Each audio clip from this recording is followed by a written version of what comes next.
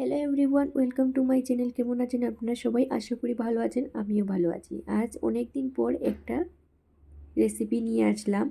যেহেতু শীতের সিজন প্রায় চলে যাচ্ছে, গরমের আবার শুরু হয়ে গেছে, আর সেই শীতের একটা সবজি রেসিপি নিয়ে আসলাম। আজ দেখুন, শীতকালের সবজি গরম আসলে আর খেতে ভালো লাগে না, তেমনি গরমে পড়ে যাচ্ছে, এবার শিম খেতে খেতে আর ভালো লাগছে না। তাহলে বানিয়ে ফেলুন শিমের এই রেসিপি, তাহলে দেখবেন খুব ভালো লাগবে। একবার বানিয়ে খেয়ে দেখবেন, আশা করি আপনাদের খুব ভালো লাগবে। আজ আমি শিমের রেসিপিটা বানাবো শুটকি মাছ দিয়ে। দেখুন, শিমটা আমি এখানে নিয়েছি একটু বিচি দেওয়া। সবগুলো শিমই এখানে বিচিটা বড় হয়ে গেছে। এই রেসিপিটা একটু শিমের বিচিটা বড় হলেই ভালো লাগে। আর লাগবে আমার একটা আলু, আর নিয়েছি দেখুন শুটকি মাছ। এটাকে আমি আগে থেকেই 2-3 ঘন্টা আগে ভিজিয়ে রেখে দিয়েছি কাটা ফেলে। এবার আলুটাকে টুকরো টুকরো করে কেটে নিচ্ছি।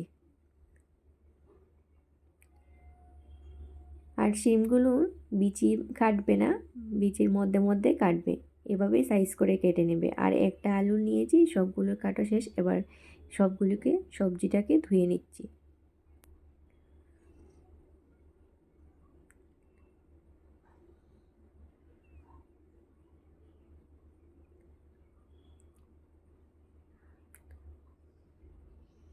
বন্ধুরা, ভিডিওটা স্কিপ করবে না, পুরো দেখবেন, তাহলে কখন কিভাবে করা হয় তাহলে ঠিকভাবে দেখতে পাবেন। এই যে শুটকি মাছটাকে দেখুন, আগে থেকে ভিজিয়ে রাখার ফলে কতটা সুন্দর নরম হয়ে গেছে। এবার আমি চলে এসেছি ওভেনে, কড়াই বসিয়ে এবার শিম আর আলুটাকে সেদ্ধ করে নেব। তার জন্য দিয়ে দিলাম পরিমাণ মতো লবণ, 1 চা চামচ লঙ্কার গুঁড়ো, আর 1 চা চামচ হলুদের গুঁড়ো দিয়ে এবার আমি ঢাকা দিয়ে দেব।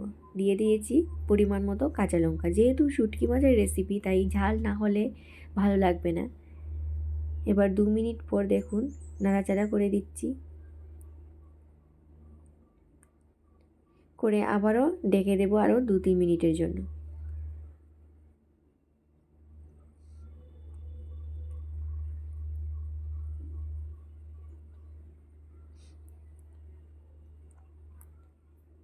এবার আমি 2 মিনিট পর ঢাকা সরিয়ে দিয়ে দিলাম পরিমাণ মতো জল, যাতে শিম আর আলু ভালোভাবে সেদ্ধ হয়ে যায়।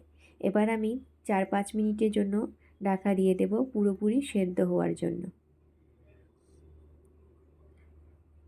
বন্ধুরা, আপনারা যারা আমার চ্যানেলটাকে সাবস্ক্রাইব করেছেন তাদেরকে অসংখ্য ধন্যবাদ। আর যারা এখনও পর্যন্ত সাবস্ক্রাইব করেননি, প্লিজ সাবস্ক্রাইব করে দেবেন আমার নতুন নতুন ভিডিও পাওয়ার জন্য। এবার আমি শিমটাকে নামিয়ে নিলাম, আর আবারও কড়াইটাকে ধুয়ে বসিয়ে দিলাম। দিয়ে দিলাম পরিমাণ মতো সর্ষের তেল। এবার আমি প্রথমে শুটকি মাছটাকে ভেজে নেব।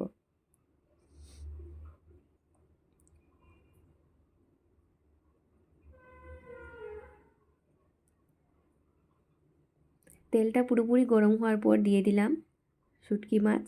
এবার পরিমাণ মতো দিয়ে দেবো অল্প একটু হলুদের গুঁড়ো, অল্প একটু লঙ্কা গুঁড়ো, আর পরিমাণ মতো লবণ।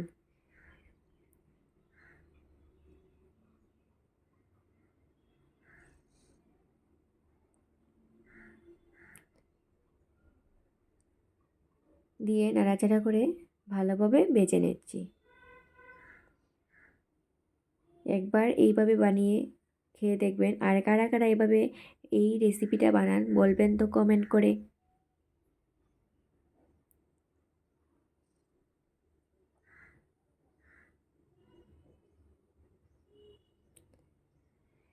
ভাজা হয়ে গেছে, এবার আমি এটা তুলে নিচ্ছি। কড়াইয়ে ওই তেলের মধ্যে আবারও দিয়ে দিলাম আর একটু সর্ষের তেল। দিয়ে দিচ্ছি একটা বড় সাইজের পেঁয়াজ কুচোনো। পেঁয়াজটাকে হালকা নেড়েচেড়ে ভেজে নেব 1 মিনিটের মতো।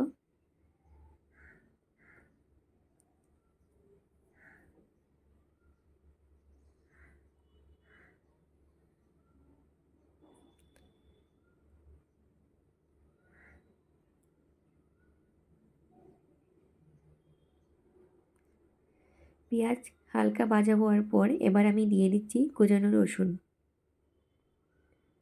এখানে আমি 5 কোয়ার মতো রসুন নিয়েছিলাম।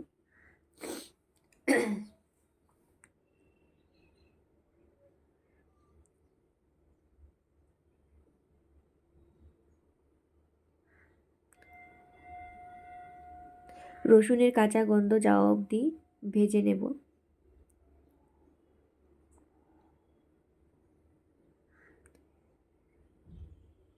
দেখুন কাঁচা গন্ধ চলে গেছে আর অনেকটা লাল হয়ে গেছে পেঁয়াজ রসুন। এবার আমি দিয়ে দিলাম আগে থেকে সেদ্ধ করে রাখা শিম আর আলু, ভেজে রাখা শুটকি।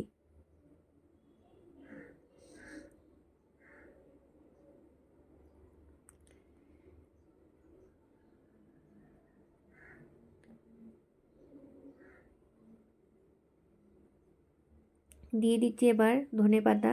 আর ধনেপাতা দেওয়ার পর আরও 2 মিনিট নাড়াচাড়া করে নিলেই তৈরি হয়ে যাবে এই শিমের এই দুর্দান্ত রেসিপি। যারা শুটকি মাছ প্রেমী তাদের কাছে তো এই রেসিপিটা তরকারিটা হলে একতলা ভাত খেয়ে নেবেন এই তরকারি দিয়ে, যেমন আমি। অসাধারণ লাগে। এবার আমি অন্য একটা পাত্রে নামিয়ে নিচ্ছি। দেখুন বন্ধুরা, আপনাদের যদি এই ভিডিওটা একটু ভালো লেগে থাকে, কোনো অংশ যদি আপনাদের উপকার হয়ে থাকে, তাহলে ভিডিওটাতে লাইক করতে ভুলবেন না আর চ্যানেলটা সাবস্ক্রাইব করে আমার পাশে থাকার অনুরোধ রইল। Thank you.